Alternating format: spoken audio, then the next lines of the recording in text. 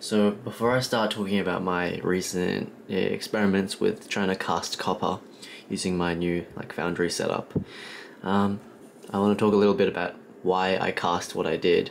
And if you don't really care about that, feel free to skip along to where I start doing the technical stuff.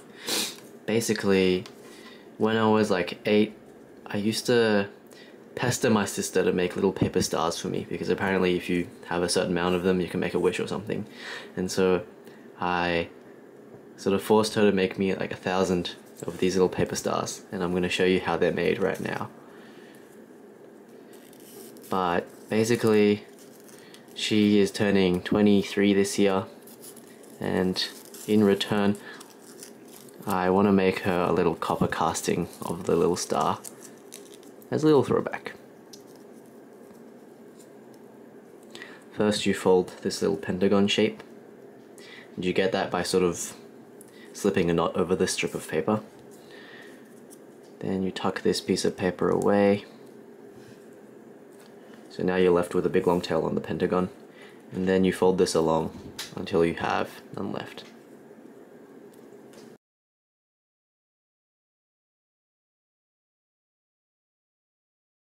Once you get to this little end, you bring this strip to length and then you tuck it in. Here, takes a bit of dexterity. Once you have this little paper pentagon, you squeeze it along 2 pairs of edges.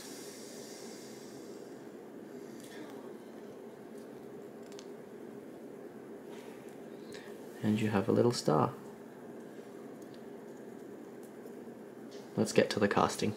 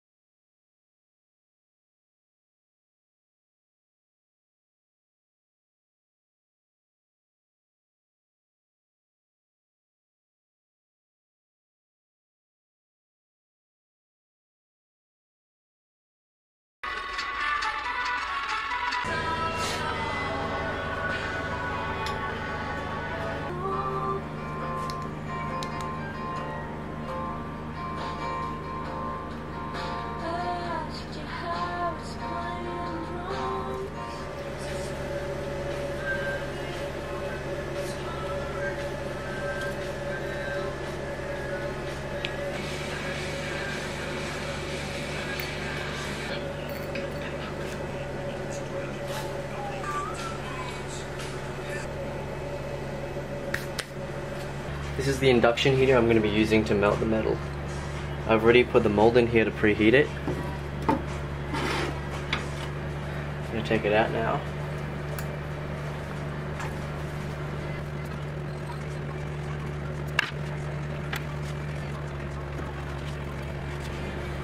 You can see how after burning it in the furnace, all of the plastic is already fully pyrolyzed. There's no sticky residue here at all now, and you can see the white plaster. Okay, we're going to start heating the copper now. Here's the copper. It's a total of around 20 grams. It should be more than enough. Oh shit. Okay, we're ready to start melting the copper now. Okay, you can roughly see 46 volts at 22 amps. It's around a kilowatt of heating power.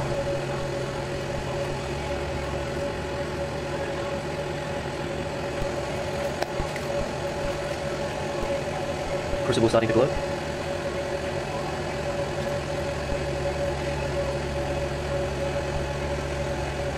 It'd be nice if I had a lid for this, but I don't right now. I was using this other little crucible as a lid, but right now I'm using that to carry the mold, just in case I spill any copper.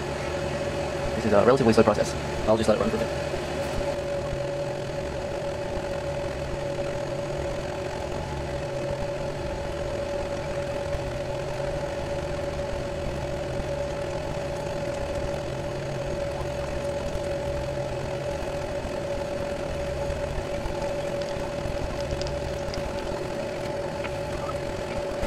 This is the copper in there. It's sloshing around. Holy fuck, that's cool. I've never melted copper myself before. Let's give that a shot. If this explodes, then we'll see, we'll see. Okay.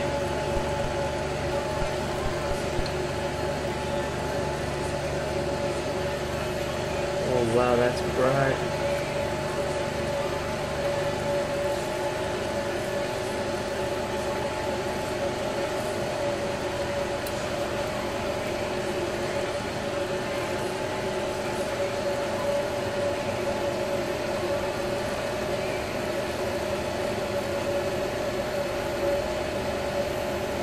Oh, it's not hot enough, shit.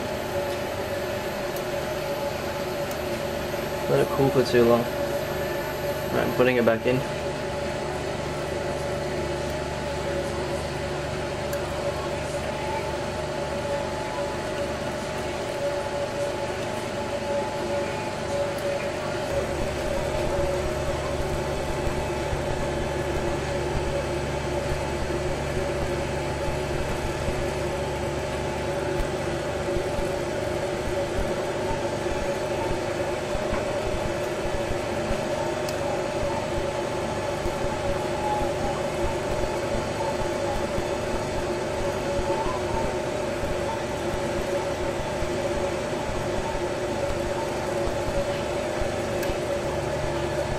Let it heat up for a little longer.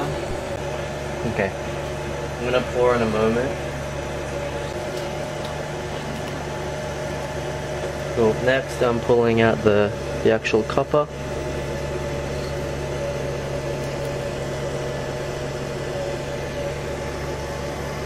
Oh wow, that's hot.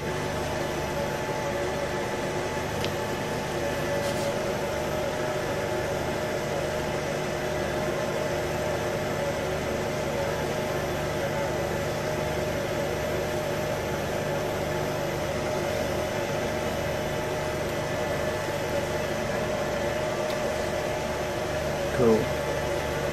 Some of that shot around and I was a little bit worried, but I think that might have been a pretty decent pour.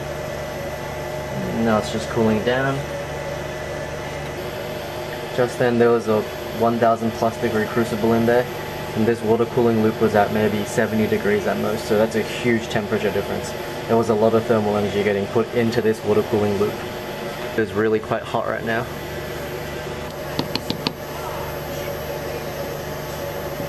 And it looks like the plaster held up pretty well. It's not really brittle or anything right now, it's quite tough. I'm just quite excited to see if it... Well, I think I might be burning my table. I'm gonna go break it open under some water in a second, and I'll bring you with me. Okay. Let's have a look if we've got a winner or not. That's still hot, that's still really, really hot.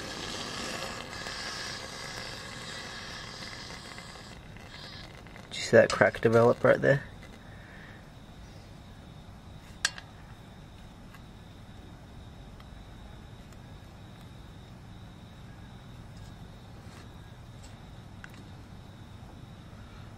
Oh shit!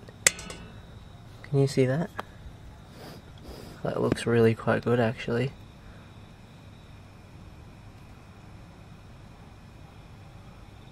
Focus. That doesn't look so shabby. The detail came out pretty well. These corners are sharp. I can even see the layer lines from the 3D printing. The result speaks for itself, it's really quite good.